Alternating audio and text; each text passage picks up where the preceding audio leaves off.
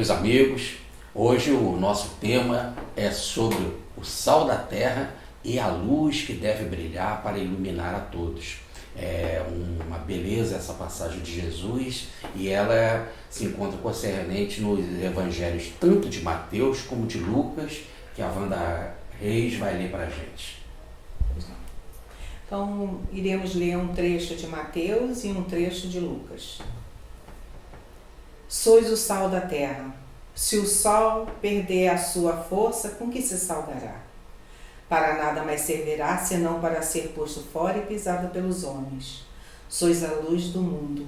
Uma cidade situada sobre um monte não pode ficar escondida, e ninguém acende uma lâmpada para colocar debaixo do alqueire. Coloca num candeeiro a fim de que ilumine a todos os que estão na casa. Que assim também a vossa luz brilhe diante dos homens, que eles vejam as vossas obras e glorifiquem o vosso Pai que estás no céu. Esse é Mateus e vamos então ao trecho de Lucas. Ninguém acende uma lâmpada e a coloca em lugar escondido ou debaixo de um alqueire. Coloca no candeeiro a fim de que todos os que entrarem vejam a luz. Teu olho é a lâmpada do teu corpo. Se teu olho é simples, todo o teu corpo será luzente. Mas se for mau, todo o teu corpo será tenebroso. Toma, pois, cuidado, não seja treva a luz que está em ti. Se, portanto, todo o teu corpo for luminoso, sem que haja nele parte alguma tenebrosa, todo ele luzirá e te iluminará, qual se for a brilhante lâmpada. Muito bem. Então nós temos duas imagens interessantes para falar do cristão. Primeiro é o sal, a segunda é a luz. Vamos começar com a luz, né? Vamos dizer, o teu olho é a luz do teu corpo. É lógico que ele não pode estar falando do corpo físico, né? No exato momento em que o corpo físico, por exemplo, quando chega à noite, né? O olho não enxerga, não é isso? Quer dizer, não consegue ver com nitidez, com clareza. Então ele está falando do olho espiritual que pertence ao corpo espiritual. Poderíamos talvez falar melhor do chakra frontal, mas seria mais específico se nós falássemos do espírito. É o espírito que é a luz do corpo. Evidentemente, quando o espírito não é luz, quando o espírito não irradia luz, logo claridade, lembra do dia, né? O dia, ele faz com que a gente perceba tudo. Imagina você chegar num quarto e você não consegue encontrar as coisas porque está escuro. Aí quando o sol nasce, as coisas continuam desarrumadas, mas você consegue ver e pode arrumar tudo. É isso que é a luz no sentido de esclarecer, de orientar, de iluminar nesse sentido. Então é evidente que quando o espírito que faz essa função, ele é trevoso, em todas as situações da vida você fica sem inteligência, sem entendimento, sem compreensão. E quando ocorre isso do olho ou do espírito ficar trevoso? Ocorre simplesmente com a nossa queda espiritual, que a obra de Agostinho explica tão bem, principalmente no primeiro tomo. O que é isso? Ora, diz o Livro dos Espíritos na pergunta 621, e principalmente na parte A, quando diz que a lei de Deus está na nossa consciência. E Kardec, então, nessa parte A, pergunta, olha, se a lei de Deus está na nossa consciência, isso significa que nós temos na consciência ou no espírito luz. Então, se nós temos luz, para que precisa haver os missionários? Aí, nesse exato momento, os espíritos explicam para ele. É porque nós desprezamos e automaticamente esquecemos a lei de Deus. Então, primeiro vem o desprezo, é a queda, né? E com o desprezo vem o esquecimento, quer dizer, vem a inconsciência, você perde a luminosidade, a compreensão, você perde a direção. No fundo, você chega a perder a direção de onde veio, para onde vai, quem é você. É uma carta sem destinatário e sem remetente.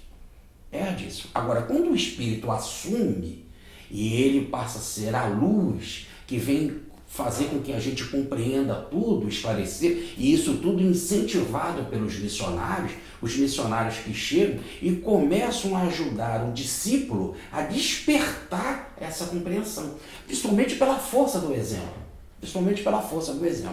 E aí é nesse exato momento que o discípulo pode pensar assim, poxa, mas por que eu tenho que fazer esse esforço de compreensão? Olha a vida do missionário, como a vida do missionário é difícil, quase sempre ele é perseguido, quase sempre o missionário é mártir, quase sempre o missionário passa pelas dificuldades as mais variadas da vida. Aí vem a colocação do sal. Duas coisas. Primeiro, ele vem conservar essa função do sal, conservar a mensagem.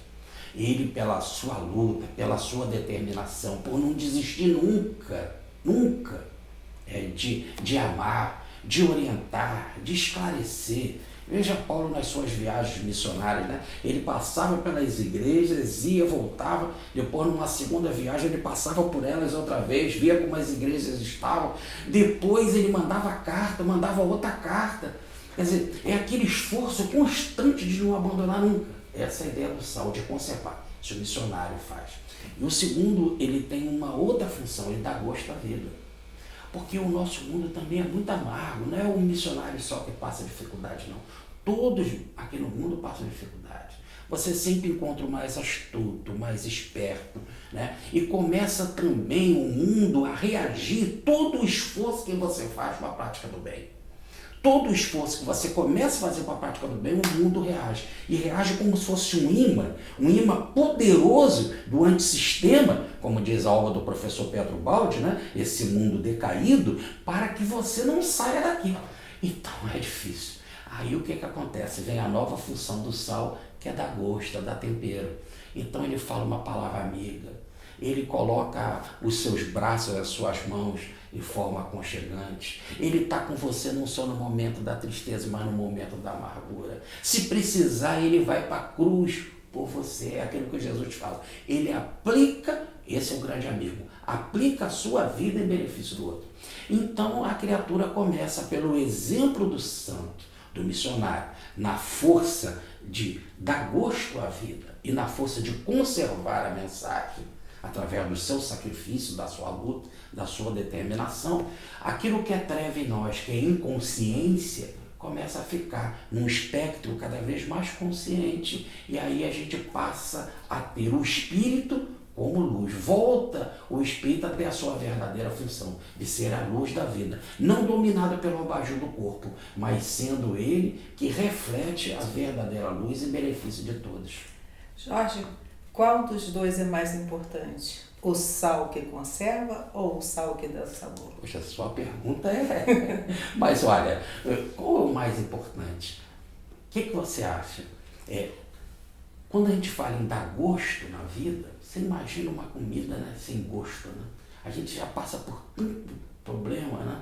Aí bota lá, imagina no hospital quando ele tem aquela comidinha lá que a gente não gosta do hospital, não é isso? Aí vem, bota um gostinho na comida, não é agradável? Ou todo hospital com aquela dor, com aquele problema, com aquela expectativa, aquela ansiedade, tudo não muda? Um gostinho a comida quando fica melhor? Você imagina a presença de um apóstolo, de um missionário na nossa vida. Ao mesmo tempo, também eu não nego que impede igualdade tal conservar. Porque se ele desistir de estar presente, de te amar, olha. Então nós temos um exemplo bacana para fechar, Wanda Reis e queridos amigos, da nossa amada Teresa de Calcutá. Quando ela, que deu um gosto à vida dos aidéticos, que sofriam profundamente e não recebiam carinho e amor, ela deu um gosto com a presença, falando de Jesus, sendo carinhosa, meiga, né? E uma vez um repórter queria conversar com ela e queria entrevistar. Ela disse que ela não tinha tempo, porque ela tinha muitos doentes para cuidar, etc. E ele disse, não, mas eu preciso da sua entrevista. Eu falei, então vem comigo. Por enquanto que eu vou cuidando dos doentes, a gente vai conversando. Até que chegou num que estava muito sofrido, com muito pus, com situações realmente virulentas, etc. E ele falou assim, nossa, eu não cuidava dessa pessoa por dinheiro nenhum. E ela disse, nem eu. Porque não foi ele dinheiro.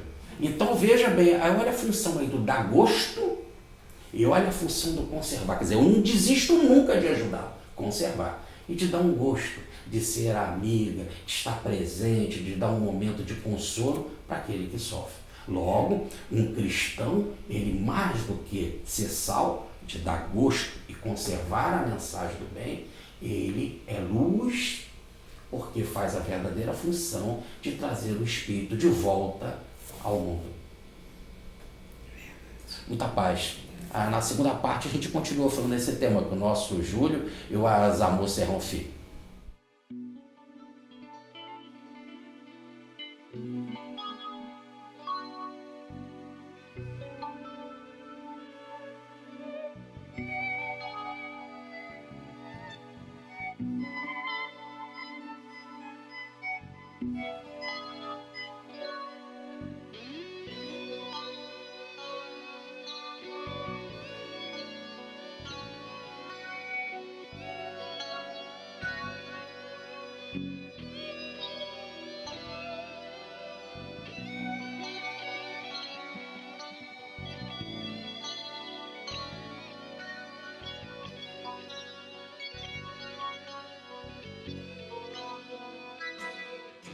Por que o estudo do corpo fluídico de Jesus? Porque amplia o entendimento das mensagens e lições do Evangelho, ao desenvolver nuances do processo evolutivo do ser que, gradativamente, se liberta do peso da matéria e das limitações dos sentidos físicos.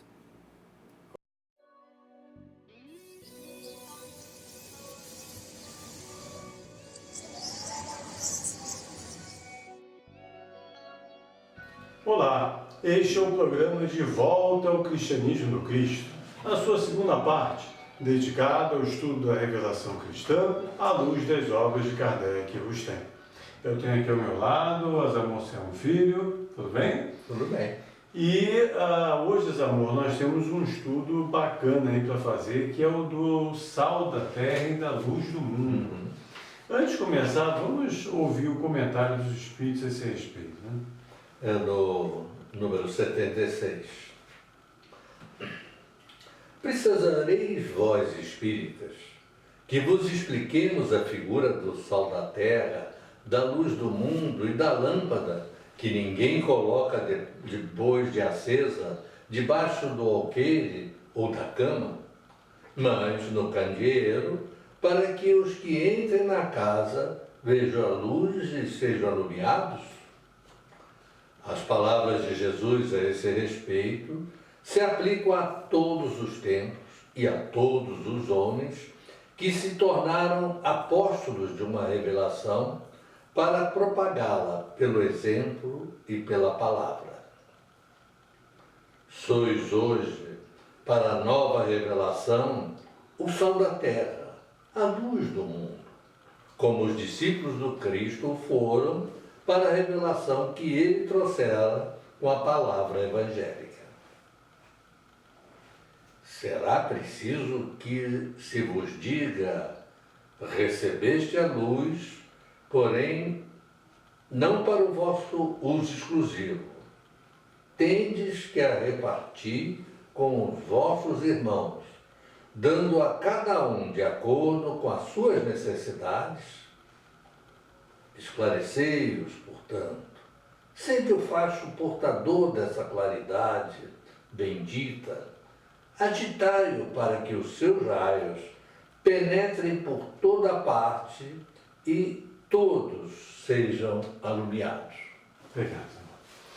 Uma questão, uma passagem muito interessante sobre esse trecho e uma reflexão que a gente pode fazer em cima dele é a seguinte: se nós somos tão atrasados, né, tão devedores, tão limitados nas nossas virtudes, nas nossas capacidades, em tudo, como é que nós podemos ser o sal da terra e a luz do mundo? Né? Seria um sal prejudicado e uma luz muito tênue, né? Se ela dependesse das nossas virtudes, a propagação cristã seria muito lenta. Mas é interessante exatamente por isso, porque Jesus não nos pede virtudes. E o médico não veio para sãos, veio para os doentes, né? O Evangelho é o bálsamo para os necessitados, é a água pura para o solo árido, né? Então, todos nós, independente daquilo que somos, das limitações que temos, o que vai nos tornar saborosos e iluminados são os nossos esforços pela melhoria.